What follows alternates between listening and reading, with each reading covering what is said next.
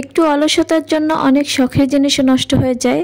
আর সেই অলসতার জন্য আমার কি জিনিস নষ্ট হলো সেটা অবশ্যই তোমাদের সাথে শেয়ার করব। তো হে আসসালামু আলাইকুম, কেমন আছো সবাই? আশা করছি সবাই অনেক বেশি ভালো আছো। তো তোমাদের সকলের দোয়ায় আমিও আলহামদুলিল্লাহ অনেক ভালো আছি। যদিও অনেক দিন পরে একটা ভিডিও নিয়ে আসলাম, ইদানিং কেন জানি রেগুলার কোনো ভিডিও আপলোড করতেই পারছি না, কেন জানি সময় এবং সুযোগ কোনোটাই হচ্ছে না। তো যাই হোক, অনেকদিন পরে একটা ভিডিও নিয়ে আসলাম অবশেষে।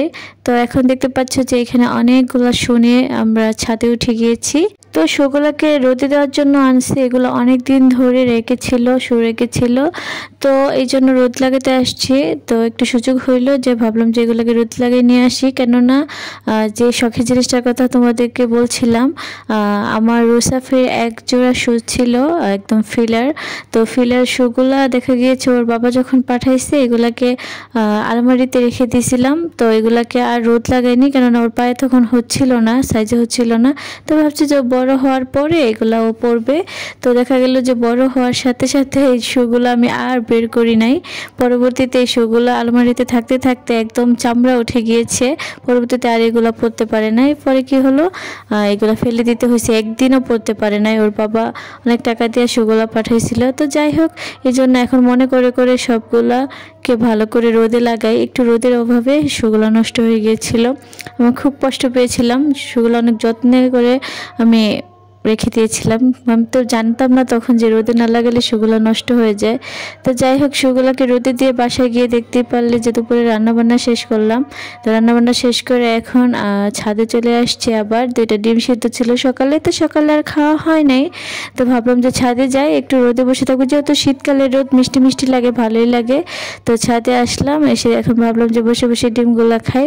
এখন 2টা পেপার নিয়ে আসছি যেন ছাদ নোংরা না হয়। তো পেপারে ডিমগুলোকে ছিলে এখন খাবো।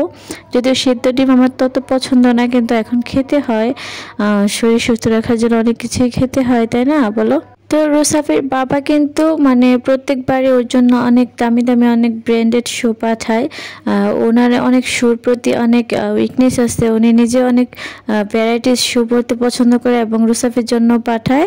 তো যাই হোক, এখানে দেখতে পাচ্ছ কিছু স্যাম্পল, যে অনেকগুলো শু এখানে অলরেডি আরও অনেকগুলা কাউকে দেওয়া হয়েছে, যেহেতু পা বড় হয়ে গেছে, শুগুলো ছোট হয়ে গেছে, তো অন্যদিকে দিয়ে দেওয়া হয়েছে। তো যাই হোক, এই শুগুলো নষ্ট হওয়ার পরে কিছুটা বকাও শুনছিলাম, কেননা শুগুলো অনেক পছন্দ করে পাঠাইছিল। তো এখন শুগুলাকে বাসায় নিয়ে আসলাম, আবার শু রেখে সুন্দর করে সাজিয়ে রাখলাম। তো আবার 1 সপ্তাহ পরে বা 15 দিন পরে দেখা যাবে আবার রোদে দিব, কারণ ওই বকার পরে আমি একদম সোজা হয়ে গিয়েছি। আমি এখন যত্ন নিই ওই শুগুলার। তো যাই হোক, দুপুরে রান্নাবান্না তো শেষ হয়ে গিয়েছে দেখতেই পারলে। তো এখন বাসায় গিয়ে গোসল করব, তারপরে দুপুরে খাওয়া দাওয়া করব, তারপরে হয়তো একটু রেস্ট নেব। তো এই হচ্ছে আজকে সারাদিন। তো আমি এখন লক লাগিয়ে দিচ্ছি, যেহেতু এটা দরজার সামনে থেকে দেখা গিয়েছে। একদিন কি হলো, আমি অনেক শখ করে এক জোড়া জুতা কিনছিলাম। তো আমার জুতাগুলো না, মানে আমি বাহিরে রেখে জাস্ট একদিন পরছি, বাহিরে রেখে তারপরে আমি বাসায় আসছি। পরের দিন সকালে গিয়ে দেখি যে আমার শুগুলা নাই, কে জানে নিয়ে গেছে। তো খাওয়া দাওয়া শেষ করে একটু রেস্ট নিয়েছিলাম। তো হাদিয়া ঘুমিয়েছিল, তো হাদিয়া ঘুম থেকে উঠে গেছে।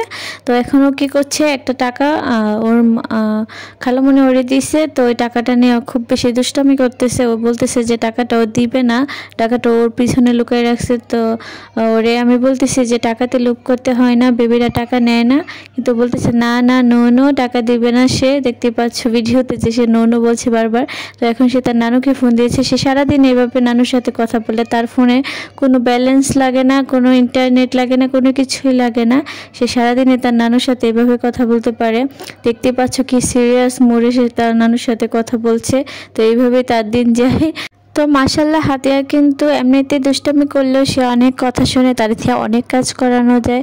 তার কাজের কথা বলে সে অনেক বেশি খুশি হয়ে যায়। জানি না বড় হলে অভ্যাস ওর থাকবে কিনা, কিন্তু এখন সে অনেক পছন্দ করে কেউ তাকে কাজের কথা বললে অনেক খুশি হয়। তো যাই হোক, এদিকে হাদিয়া তার নানুর সাথে কথা বলতে থাকুক, কারণ এই কথা আজকে আর শেষ হবে না। কারণ ফোনে তো কোনো ব্যালেন্সের দরকার হয় না, যে ব্যালেন্স শেষ হয়ে যাবে ওর লাইন কেটে যাবে, তো সারাদিনই কথা বলতে পারে।